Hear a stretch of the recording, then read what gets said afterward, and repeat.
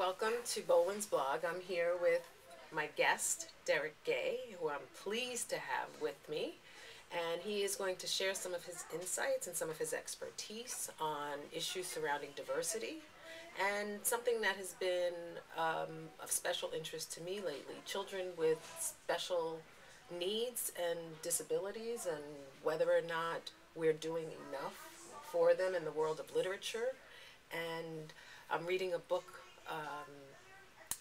of great interest to me. It's called Romeo Riley, and you'll be hearing more about Romeo this week because he's the guy that we all need to know, but yet because he's in a wheelchair, I'm not sure if we're getting the word out enough about him.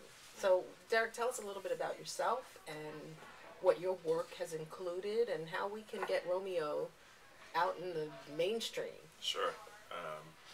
Well, I'm an education consultant, and I work with schools and other organizations to help them make sure that all of their constituents are seen and affirmed and celebrated equally. So this idea of trying to help schools reach their true potential. And how does one do that? How do we understand, number one, that we need this potential to be reached? Yep. Is it an obvious gap in our awareness when it comes to issues surrounding diversity and inclusiveness or lack thereof? Sure, I think the first issue we have to deal with is this idea of diversity. And I think that because of the very interesting path our history has taken, that many people have equated diversity with sort of the needs of the other, and it's not seen as something that is universal or something that's important to everyone. And I think also because, again, of the structural system of our country, that oftentimes we only see our reality. And it's very easy to think that because we have an African-American president, or that there are a couple of women who have achieved tremendous success or power, that indeed that the United States is a meritocracy and everyone has equal access to opportunity and to education and to live the American dream, which if you look at any statistics we realize is not true. That the bottom quartile of education still seems to be of a certain hue. If we look at the Fortune 500 companies, that they all tend to be led by men, etc., etc., etc. So this idea that someone with physical challenges is not being represented in the literary canon is not surprising to me, but it might be surprising to many Americans, I think. We have so many young people who are challenged physically, mentally, socially, and until it percolates to the top, we will probably be in this position for a long time. And it seems to me to be outrageous that in today's day, we still are fighting challenges that really should have been dealt with a century ago, I think, if we call ourselves a progressive country. Right. Well, I think the issue again is that many people feel that during the civil rights movement of the 50s and the 60s that everything was done. And we also have this very fixed mindset, and I think in particular in literature, that we have the great classics, and that's what we should read. We should absolutely read not only one Shakespeare, not only Macbeth, but also Othello, but also Midsummer Night's Dream. We have many versions many variations of one story.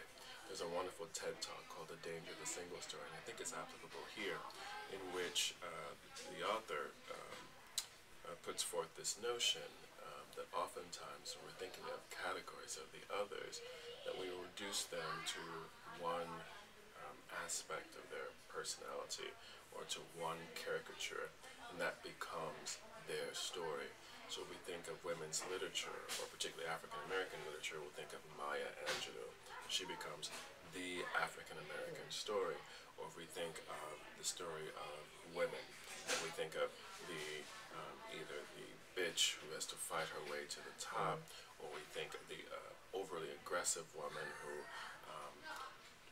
doesn't have time to have a family, and she focuses solely on her career, and this is the only way for a woman to make it to the top, or this is the only woman's story, or that a woman who decides to stay home and raise her family somehow isn't for the cause, etc., etc., etc. Right. She also speaks of the critical role that power plays in creating a single story. And the idea is similar to what you're saying around sharing the literature created by those with physical challenges, is that there are many stories. And we want to make sure that those stories have an equal platform. What I think is comforting, particularly in the age of internet access, which we still understand is not widely available to everyone, but increasingly more available to people, is that the production of literature, the production of various media forms is no longer solely in the hands of those who have a substantial amount of capital to create a publishing house or something of that nature. That I can now go to the internet, write my story, and similar to your blog or Facebook or other platforms, with very little to no money, I can get my word out there. And if that's the beginning of a groundworks type mission, and I hope that it will increase the availability of other authors, let's call them for now, but non-traditional authors, women, people of color, people with physical disabilities, not to usurp or to take over the canon, but to have a literary canon that truly represents everyone. Say that again, because I think that's so important. The literary canon that represents. That represents everyone. And it's not that what's out there is not good, but it's only a part of the story. And there's room to have everything that's out there and this other literature, right? We also realize the face of the United States is changing. It would only make sense that we're a wonderful country with many different people of different various backgrounds, religious and ethnic backgrounds, and sexual orientations and social classes and the like. We're a country that's always attracted these type of people, that the American literary canon would mirror the wonderful diversity. And I say diversity, everyone. Same-sex parents. Everything. We don't have a single story in this country. We have many stories.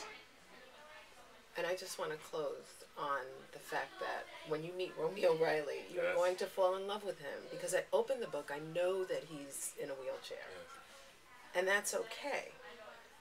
But when I open the book and I start reading about this Yes. young man who is on an adventure, mysteriously trying to find out different aspects of what's going on in his school, I say to myself, that's me.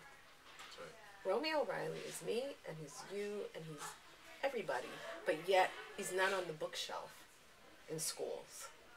So that's my goal, is to share those types of stories so that people understand, as you said so eloquently, that there's more out there, and it is a part of a greater story. Absolutely. I always say my goal, three things I always want to do. One is to increase awareness around the realities and the life stories of others. Two is to provide knowledge and deepen information about others. And the third is to catalyze people to want to do something and be change agents. So I'm appreciative of this opportunity to speak with you, appreciative of your blog. I've learned so much from it, and I hope that everyone who reads your blog will get fired up to do something as well. So, Thank you. Thank you so much, Derrick. You. And thank you, my readers, for sharing this time with us. And send me your stories. Have a great holiday, too.